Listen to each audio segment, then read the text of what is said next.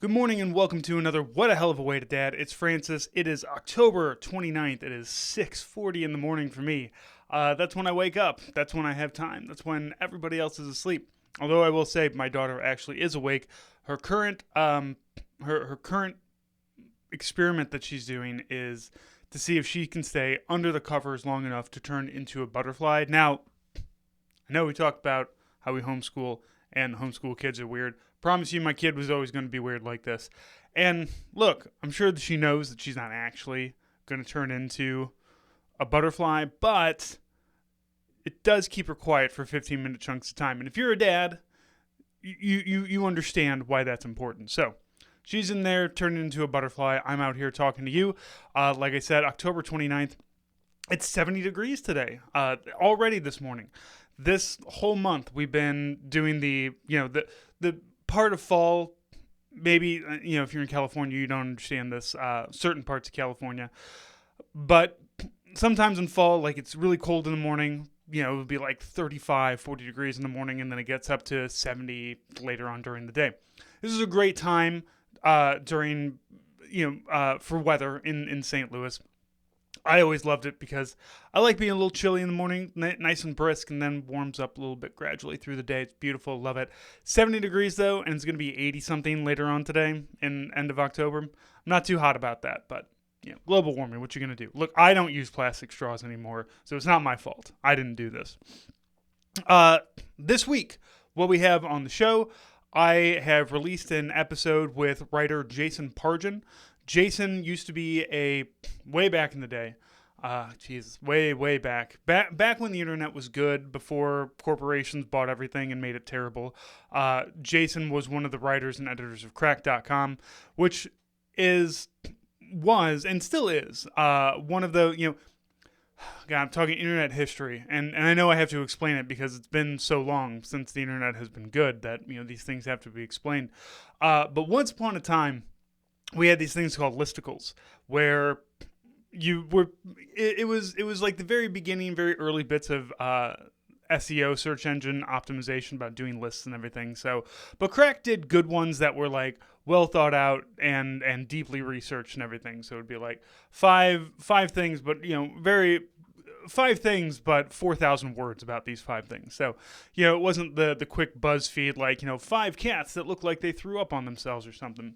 So, Jason was an editor there. He wrote under the name David Wong at the time, because David and Wong are two of the most well-known names. Very, very much kind of in the same realm of McLovin naming himself Muhammad on his driver's license. So, but Jason, incredibly talented writer. He recently put out a book called "I'm Beginning to Worry About This Black Box of Doom," that is a little bit of taken a little bit away from what he has normally written, which I always kind of refer to as cosmic horror. But this one is a little more grounded in reality. There's no, like in the John Dies at the End series, there's the soy sauce that makes him and John see, the two characters see things that are otherworldly, basically. So, but this one is much more of a discussion about the ramifications of social media, while trying to always gain the most recent information, most useful information about things. So it's a very good book. Jason is a great interview. I had a really great time talking to him. So I highly recommend listening to it. It's gonna be down there in the show notes, but also reading his book and all of his books. He's got a lot of really great stuff. Jason has a really great deadpan humor that translates very well into his books. And that's, I like books that are not comedic books, but that are funny. And Jason does that very well. Another author who does that is a book that I just finished reading. John Scalzi, The Kaiju Preservation Society. This was published back in 2022. It is a very quick read. I read it in a week of me having, maybe about 30 minutes a day to read things at any given time. So I recommend this book. It was a lot of fun. It's very popcorn. It's not too deep. I do like, so no spoilers, but the kaijus in this are not actually on Earth. They're kind of in a separate dimension Earth. So he gets to play with the evolutionary scale and everything. All the kaiju have basically, they evolve a nuclear reactor inside of themselves to keep themselves powered and going. So it's good. Like I said, it's a popcorn book. You're not gonna find any deep meaning here. But Scalzi also has that ability to write a book that is not necessarily serious, but not necessarily a comic book, a comedic book, but it is funny. Good characters, quick read. I recommend it if you're looking for something like that. Currently, I started reading 1984. I haven't actually read 1984 since high school, so everybody loves to bring it up, and I don't know. So far, it's just like, Jesus, I get it, Big Brother. It's very heavy-handed, but I know the first couple chapters, they got to really beat you over the head with some of that stuff. So, I'm reading that right now. I'm enjoying it. I don't know what I'm going to read after that. Maybe we'll do kind of a, like a book club, a podcast book club. Start reading 1984.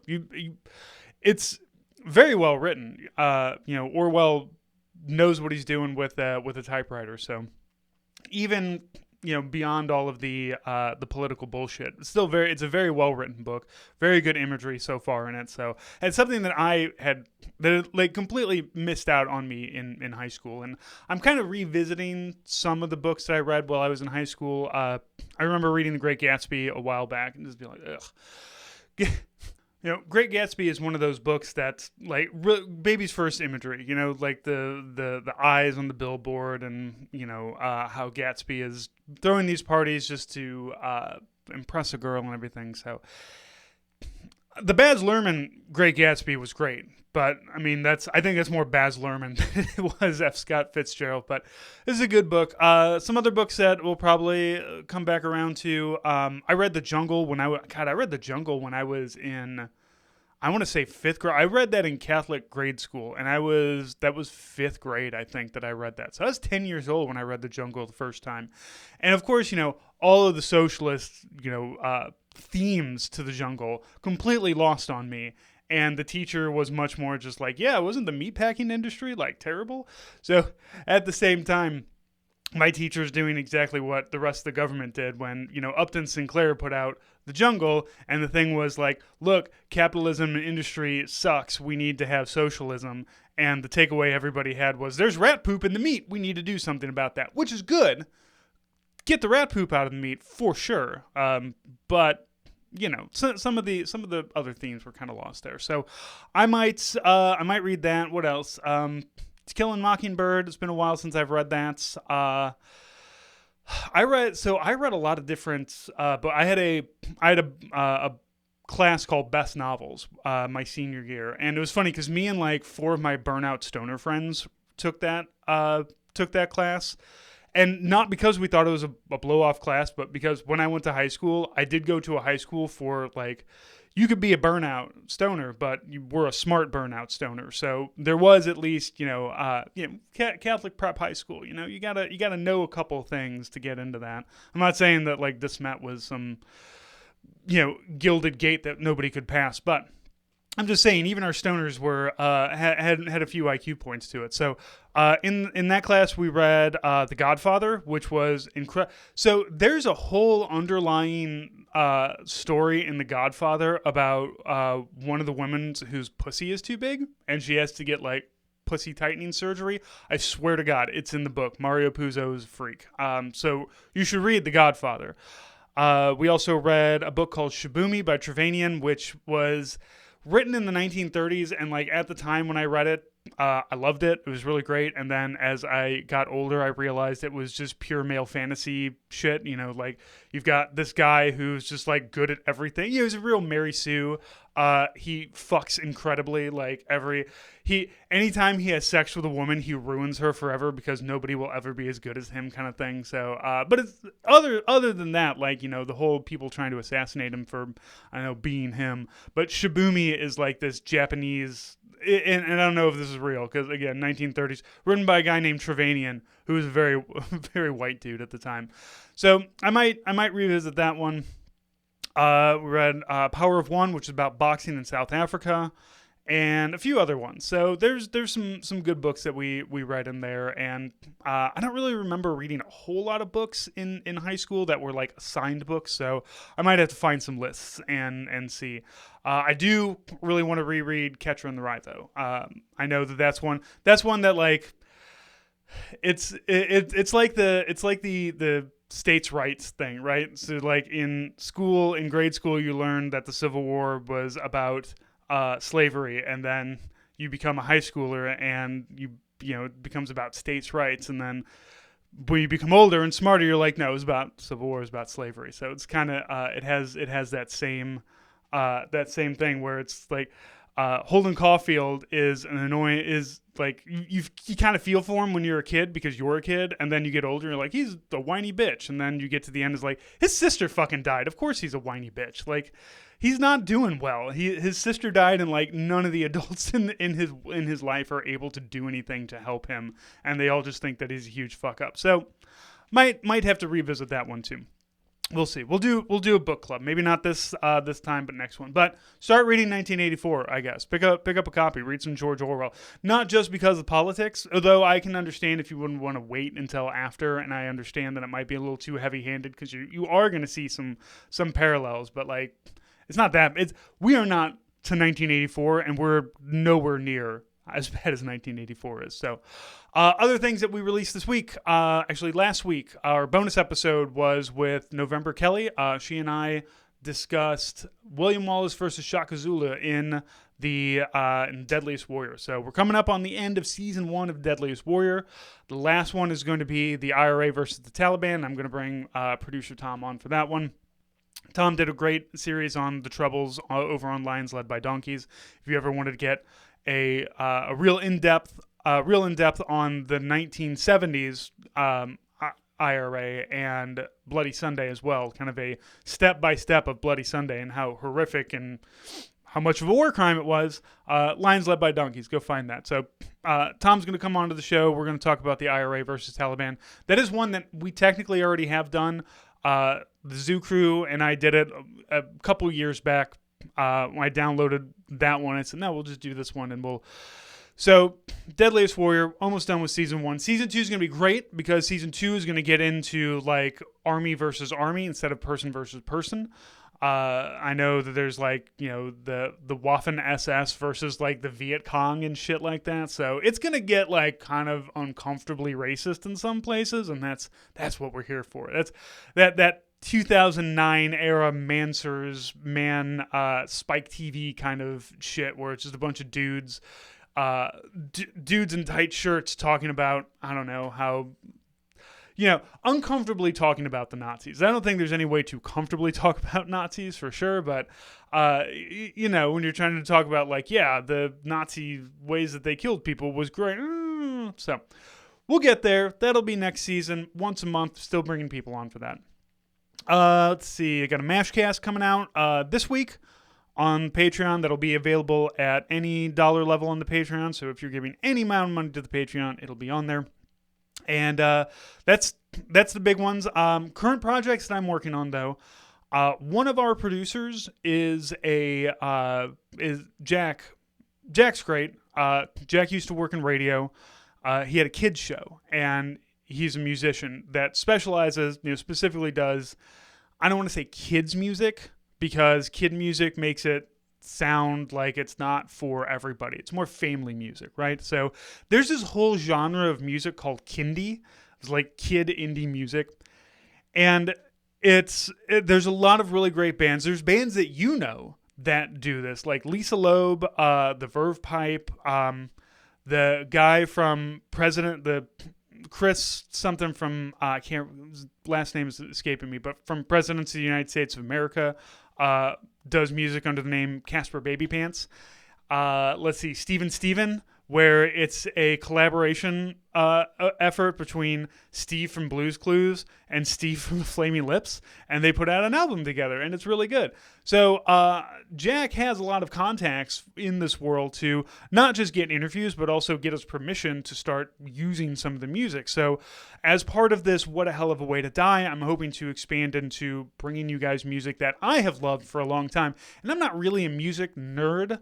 Not like Nate is, and I say that affectionately, of course. If you listen to the regular episode, if Nate gets on talking about music, especially stuff from like the '80s, the real heavy synth stuff, he'll talk to you all day about that stuff, and Jack will do it too, because again, these guys are musicians. They're audio people, so that's what they're really into. And for me, music has always been an enjoyable thing to kind of put on in the background. I like music, but I'm also not doing deep dives into information and finding all the, the B-sides and the deep cuts and everything like that. So, I think, I don't know, we'll see if that lends to my interview abilities or not. I always do research before I interview anybody, though. So I'm hoping that if we can start bringing some of these guys on, and, Casper Baby Pants is one, Lucky Diaz Band, this gal named who goes by the name Jazzy Ash, who does this fantastic jazz renditions, like really poppy jazz renditions of. I mean, she writes her own music, but also of lullabies and contemporary stuff. Just kind of taking some. Like poppy jazz is just not a thing you hear very much. Out in the wild anymore. So Jazzy Ash, and then Jack also has a band, Recess Monkey, that he's been working with. He's got a lot of great music too, under Recess Monkey and under his own name. So I'm looking forward to doing that. We're kind of doing a collaborative effort at the moment. Like, this is just planning stages right now. I gave Jack my wish list of like, here's a couple songs that I'd love to be able to play. The idea is that what we're going to do is we're going to have Nate, Jack and I are going to present these songs to Nate on an episode and have him listen to them and discuss them afterwards. So I'm hoping we get we'll get 4 songs. We'll be able to listen to it and have 12 minutes, 15 minutes of conversation about it and then move on to the next song. And my wish list, I picked in a very eclectic mix of songs. So I think it'll be good. I know I know music well enough to have a good mix of things to say, yes, this is good hip hop, this is good jazz, this is good rock and other genres and whatnot. Again, I'm not the huge music guy. I listen to either ambient music while I'm working or just dead silence, just listening to my own breathing in the room. Or just I put my big cans on and listen to nothing, just kind of block everything out. So, but we're looking forward to doing that. I am looking forward to doing a lot more with Jack in this kind of vein, and other projects that we have going on. So that's what we've got this week. That's what we've got coming up next week. November is coming up. If you wanted to get onto the Patreon, you should do that as soon as possible. Patreon.com. / what a hell of a way to die. Unfortunately, we can't change that URL, but we can change the podcast name, so we are still What a Hell of a Way to Dad. But 3 bonus episodes. I'm starting to put up videos like this on Patreon that are just for patrons as well. So if you want to jump on and get some of that, you will also get access to our Discord that we share with Lions Led by Donkey. So if you are a Lions fan, if you're a Lions fan, you're probably already giving Joe $5. But if you aren't, and you would like to give somebody $5, Joe makes a lot more money than me, so give me $5. So, but you get access into that Discord. You'll get, myself and Joe and Tom are always in there. Nate's not in there so much. I'll be honest, I'm not in there as much as I would like to be, but. It's fucking 7 o'clock in the morning and I'm recording a video for you guys. I got a lot of stuff going on. It's hard for me to keep up with all the social medias, which you will see if you're like, when's the last time Francis released one of these things on YouTube? Oh, it's been a month. It's hard, man. It's hard. It's just me doing a lot of this stuff. So, but I appreciate everything that you guys do. I appreciate the love and support that you give us, and I support however you want to support us. So all that's available. One more thing. We are coming up on our 8-year anniversary. Veterans Day is kind of when I pin our anniversary for the podcast. I mean, this is like way, way back. I started the podcast by myself back in eight years ago. So yeah, 2016, right after Veterans Day. Right after Trump won. No, yeah, right after Trump won, I guess I started a podcast. And I've been doing it since, once a week. Strange to think that it's been so long that I've been doing this, but I am compelled by wanting to give you guys the content that you deserve and also if you're giving me money, I feel like I have to do the things that you're giving me money for. So all of that's there. Also, if you have not seen, we're doing. I have baseball cards in the store now, so you will get a pack of 10 cards of whichever team you like. These are all Red Sox. These are 1988 Topps baseball cards. Are they worth anything? Probably not. I got them at a secondhand store. None of these were under any kind of wrap or anything like that. I think there was one. There was a Roger Maris one that I think was missing a logo, and I've seen those on eBay for like $5 up to $1,000. And something that I'm always trying to explain to my daughter, because she knows, baseball cards could be worth money, and I try to explain to her, yes, but probably not. And I'm not going to do the research into, are these things worth money? And they're only worth what somebody's going to give to you. So those are there. We also have Desert Storm trading cards are back in store. I know I showed these off not too long ago. This is the pack that I opened. But we still have plenty of those left. You get 8 cards and a sticker in every one of those packs. So if you are pining for the good old days of 1991 where we traded back and forth B-52 Stratofortresses, the legendary bomber designed in 1948 that we still drop fucking bombs out of, because why mess with perfection, right? Those are $5, as well as the baseball cards, $5 per pack. Like I said, you get 10 baseball cards. I also do have packs that are just random teams. Those are $3. So please, go get. I'm offering you your childhood for pretty cheap here. So you should jump up on that. Not going to get those offers too often, I guess. So those are the big things in the store. Of course, I'm always adding things to the podcast attic, adding things to the handmade side of things. We've got lots of dice bags. Ooh, that reminds me, I got to get dice bags up into the store. I meant to do photos yesterday. I got into other things and I couldn't get to it. So, again, it's just me doing this for the most part. Nate's my producer and lives in Switzerland, so he unfortunately cannot come into my basement and help me do photos and do shipping and everything. But I get to it. I get it done. Eventually, it gets out there. If you're buying things, I always make sure, like, if you gave me money, to give you the thing that you gave me money for. I really try hard to do that. So if you order, you're going to get that shipped out pretty quickly. I think that's all I have for this week, though. Yeah, I've got a lot of other like video plans. I've been kind of thinking about streaming, but again, I just don't know when. Like this, I guess, would be a good time to stream, but who the fuck else is on at 6:30 in the morning, Central Time, looking to watch something? I don't know. I feel like I'm better to watch than the morning news. I'm probably going to be less frightening and less angry, I feel like. So maybe I'll give you a half hour. We'll go through barge reports. We'll see which barges are coming through St. Louis. We'll talk about books. We can talk about funny things that are in the news. Maybe we can do that. Maybe little happy fun things that are going on. You can have a nice uplift to your day before you have to go out and deal with the bullshit that is everywhere else. So all things that are constantly percolating in my brain. 8 years, still looking for new things to do, always looking to evolve and pivot and change. Because if I don't, I get bored. That's really the end all be all of it, is that I always want some kind of new project. Even the art side, I'm starting to look at making magnetic bookmarks, because I really love those bookmarks. I'm doing more reading of real books that I get from my library, so I need good bookmarks for that. So I might, and I sell these things at at our little vendor events. Can sell little bookmarks for like $3 or something. All stuff that just I was like, what's that? Can I make that? Can I do that? Is this something that I can do? My wife is the same way with her crochet. She's actually making. She's doing these great things. She's making lembas bread coaster sets from Lord of the Rings. So in December at our Science Center, the Lord of the Rings is going to be the theme of First Friday. And unfortunately, the person who sells the pattern specifically said, please don't sell finished products. So we can't sell them online, but my wife did get permission to say we have one in-house,